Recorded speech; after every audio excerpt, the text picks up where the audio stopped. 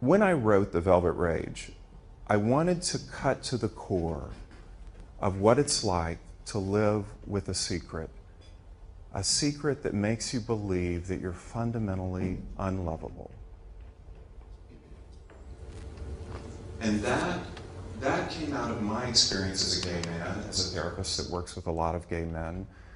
When you grow up with the secret of your own sexuality, when you know that if you were to reveal that to others, that you would be rejected, that they might not approve of you, that they might not love you.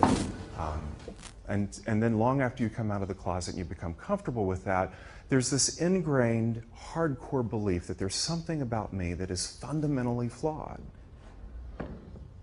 and that I somehow need to compensate for that. Now, years later, I began working in a dialectical behavior therapy group, and as many of you know, DBT, or dialectical behavior therapy, and I'll refer to it often as DBT throughout this morning, is designed primarily to treat borderline personality disorder. Now, borderline personality disorder, for many of us in the room, is almost like a dirty word. As a therapist, when they don't respond to your wonderful treatment and all of your expertise, what do you say? Well, borderline. They're borderline, right? Yeah, it's kind of like a throwaway category. But it is a very real and pervasive disorder, we all know that.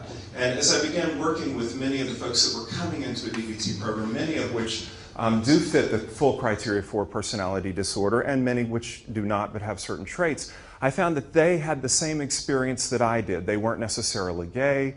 They had grown up with a secret, and as they had lived with that secret, they became convinced that there was, deep down inside them, there was something that made them unlovable. And the impact that that had on their life was absolutely profound.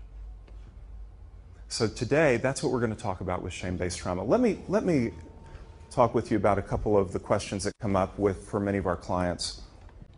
How do I find a lasting sense of purpose in my life? Why am I never really satisfied? When will I finally be content with my accomplishments?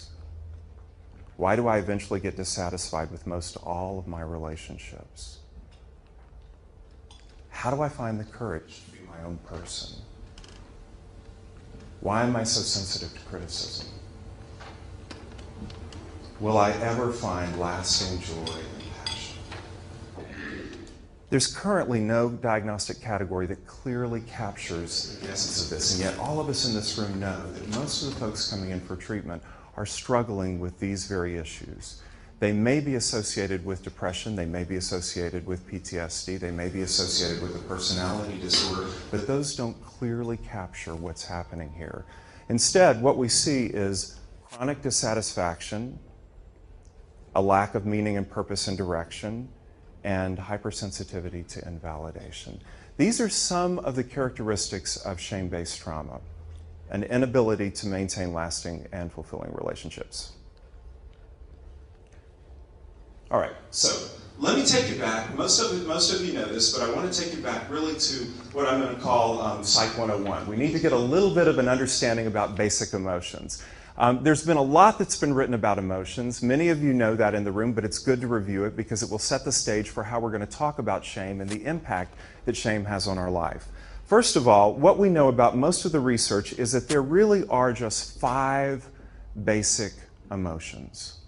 Now, that may sound odd, but because we all know there's a real range of feelings, and the landscape of our emotional experience is really wonderful and complicated, but when you cut it down to its basic building blocks, what we find is that there really are 5 basic building blocks of emotion. All of the other emotional experiences that we have tend to be emotions coupled with thoughts, or emotions that are coupled with each other that create that complexity. So the 5 that we know clearly are anger, sadness, joy, fear, and shame. Now there's some interesting things about these 5 that we'll talk about, but what we understand about these emotions is that these are the ones that clearly there is a physiological change in your body when you experience these emotions.